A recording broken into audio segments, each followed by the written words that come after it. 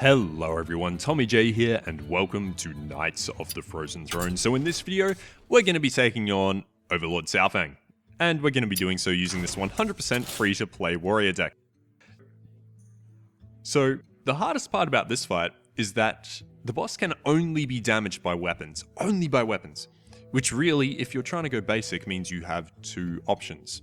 One of which is warrior, the other is rogue. Rogue might be better if you don't feel that you're going to get lucky and draw the two weapons warrior has, because obviously the rogue's hero power is a weapon. So you could theoretically just keep hitting him for that 1 damage every turn, and it also has the assassin's blade. So yeah, it's your call, but personally I think warrior will be a bit better because it has much better additions if you have anything more than just basic cards. It also has the armoring up, so if it does go on for a little bit, you'll be alright. Yeah, so pretty much we have weapons, we have a little bit of early game. His cards aren't amazingly strong. It's a fairly standard deck, to be honest. There isn't a whole lot to counter. Now, if you're looking for cards to add, weapons. Weapons. Upgrade is absolutely amazing, giving you that whole extra swing. I mean, it turns a Fiery War Axe from 6 damage into 12 damage. Molten Blade, very good card. It could become something massive. Gorehowl, not as good as you'd think, because you can only do that one hit on the hero. Arathi Weaponsmith is a common, gives you a 2/2 weapon. You know, every little bit helps, really. And making a weapon deck that does synergize with weapons, probably not the worst idea. Just keep in mind that that the opposing boss, can't take damage from minions or spells. Anyway, let's get into this. So I think this is a fairly cool fight. It's something we definitely haven't seen before. There is his passive hero power, and we'll see how we do.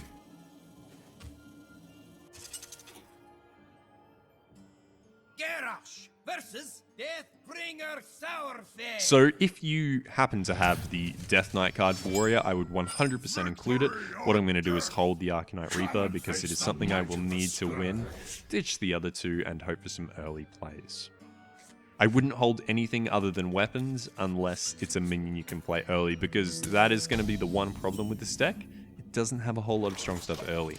Acidic Swampooze is fairly handy. He does have at least 2 sets of weapons that I've seen. There's a Fiery War Axe, perfect. I'm going to just play the Swampooze. So that's 3 sets of weapons that I've seen now. So Swampooze that.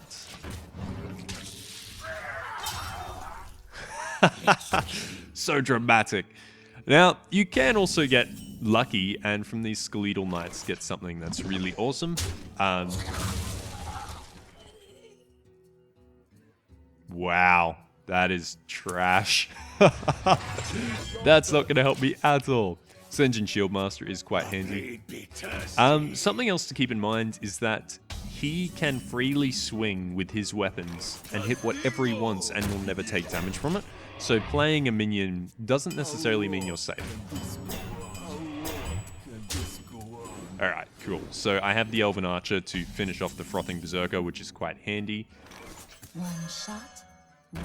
And I think I'm going to Corcoran Elite just so I can keep all of my stuff alive. Now, he does have a weapon that's Battle Cries, deal 1 damage to all minions. Blood Razor, there it is! Damn. So obviously not the best thing when he can play that. However, we have our Arcanite Reaper that we saved on the Mulligan, so I think we equip it and we start swinging. He does... I reckon he'll hit me in the face next turn, and if he plays another weapon, then I have the Swampooze. That's some wow, that's some real nice synergy you got going there, Saurfang. I am actually fairly impressed by that. So what I'm going to do is drop the Gurubashi Berserker, because, you know, it synergizes quite well with this weapon he's got in his hand. He does have Crush. Yep, Ham. I was hoping that wasn't going to come out, but oh well. But what I think I'm going to do is equip the Fiery War Axe and once again just start swinging. He doesn't have a very strong board, and really all I need is another weapon. Got my 10 armor, just nailing it. He doesn't have a taunt up at the moment, and if he did get a taunt, I do have an execute I can play after killing his Blood Razor. So, we have our second Fiery War Axe, 2 turns off winning. To be honest, I'm not going to play anything, because playing a Dragonly mechanic will mean that he can get some hits with his Acolyte. Oh no, Blood Beast. So I have to kill that Blood Beast, because it's just going to equal my damage unless I draw an Arcanite Reaper or a Heroic Strike. There we go. That's game.